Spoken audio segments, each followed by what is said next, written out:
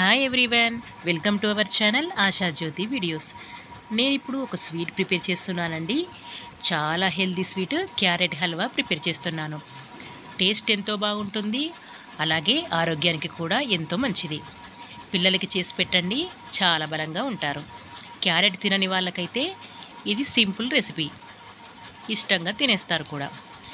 First ఈ halwa prepare చేసే ముందుగా క్యారెట్ శుభ్రంగా కడిగేసుకొని ఇలా తురిమి పక్కన పెట్టేసుకున్నాను.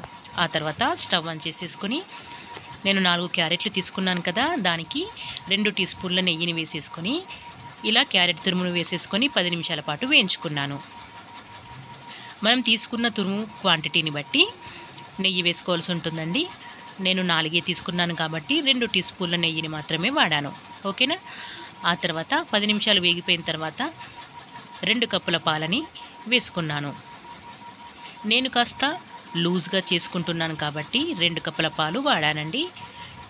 మీకు ఇంత లూజ్గా వద్దు అని అనిపిస్తే మీరు కొంచెం తక్కువగా పాలని తీసుకోండి.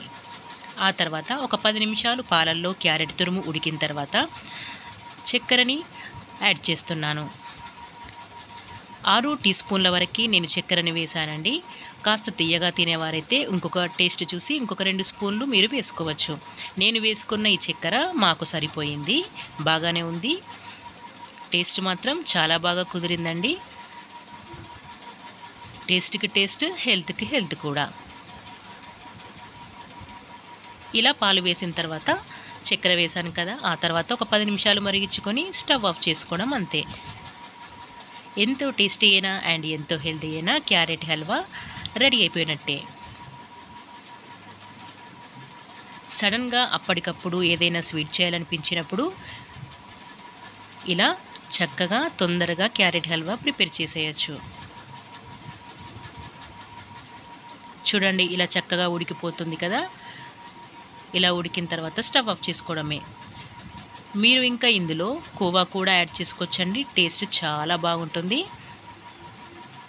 అంతే అండి, స్టవ్ ఆఫ్ చేసుకున్నాను. క్యారెట్ హల్వా రెడీ అయిపోయినట్టే. ఎంతో హెల్తీ అయిన ఈ క్యారెట్ హల్వాని తప్పకుండా మీరందరూ ట్రై చేయండి, పిల్లలకి కూడా చేసి పెట్టండి. ఓకే అండి, ఈ వీడియో కనుక మీకు నచ్చినట్లయితే లైక్, షేర్, సబ్స్క్రైబ్ చేయండి.